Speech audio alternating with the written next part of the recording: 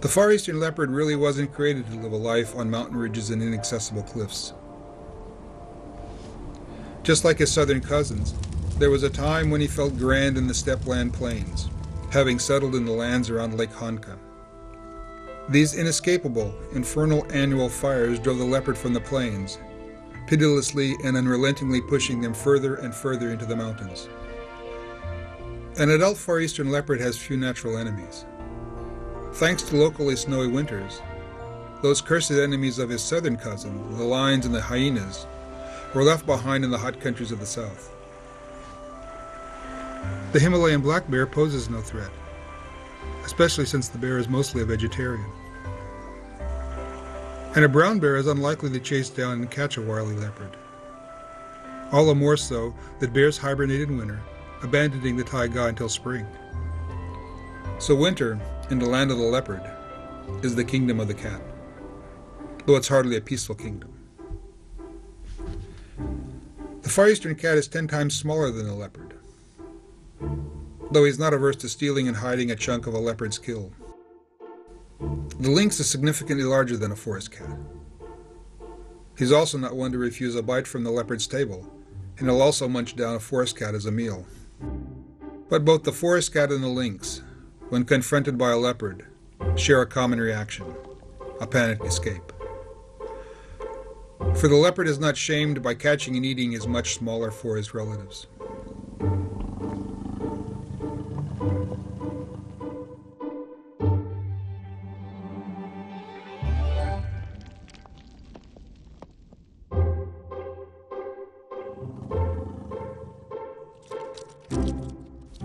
But there's still one other cat around, the Amur tiger. Tigers, in the land of the leopard, were a rarity until recently. Tigers were known to pass through Kidrovya Podzapovednik a couple of times each winter. But these days, tigers are tracked here regularly, sometimes in pairs, and they're not shy about visiting the central portion of the Zapovednik. Naturally, in such instances, the leopard has to be careful. The tiger will insolently snatch the leopard's kill, forcing him to head out again and again to hunt a meal. Any attempt to defend his property would end sadly for the leopard.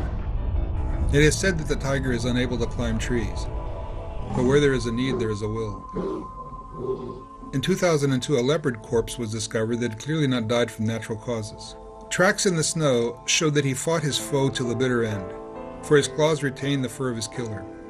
Bites to the skull, and the evidence left in those claws, left no doubts a tiger had killed the leopard. The conflict with their striped brothers has forced leopards into a compromising situation. They give up the bottomlands, where tigers most frequently travel, and take to those inaccessible cliffs. Things are a lot worse with the other neighbor. The camera traps have identified only 7 leopards living in the region's protected areas. The 30 other leopard portraits have been obtained from areas where people hunt. Here in southwest Primorsky Krai, people are used to hunting using organized drives. One group of hunters carefully and quietly takes up a spot and hides along a boundary of the hunt zone. And their comrades, starting at the other end, take up sticks and buckets and noisily bang the surrounding wildlife toward the firing line.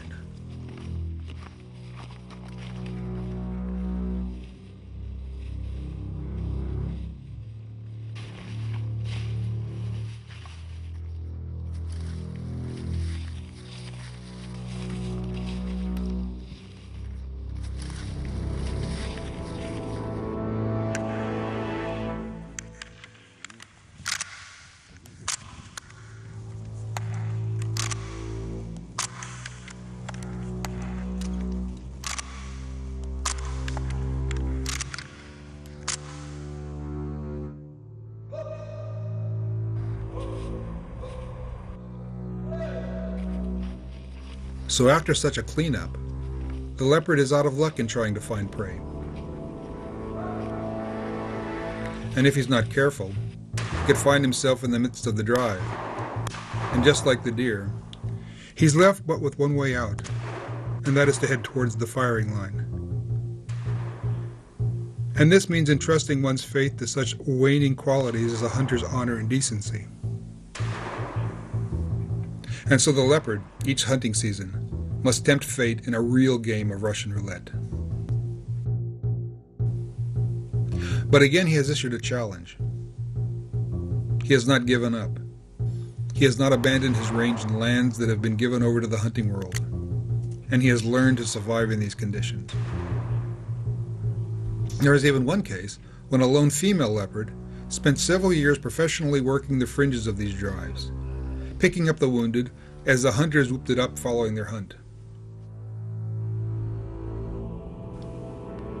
But what is really frightening for the leopard is the lone poor hunter from local villages, the fellow who dips into the taiga without any witnesses, who isn't at all burdened by either sport hunting traditions, or the honor of a club, or the bounds of a fixed hunting area, or the seasons for the hunt.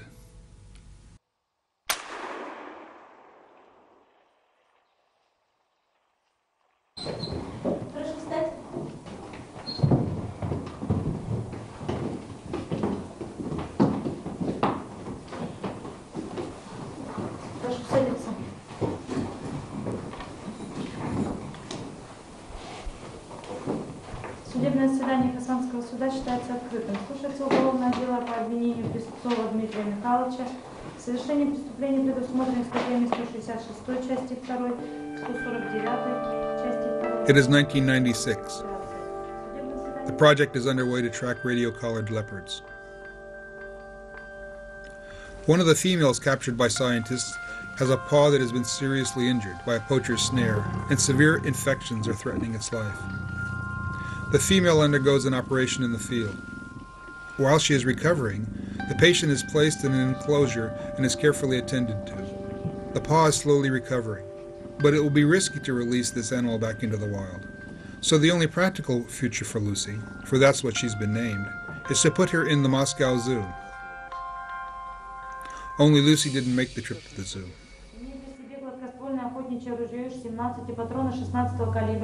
К нему, достоверно зная, что нахождение с оружием охота на территории государственного заповедника запрещены, перемещаясь по территории заповедника Кедровая Падь, увидел клетку с самкой леопарда Дальневосточного, относящихся к виду животных, занесенную в Красную книгу Российской Федерации и Красную книгу Международного союза охраны окружающей среды и природных ресурсов.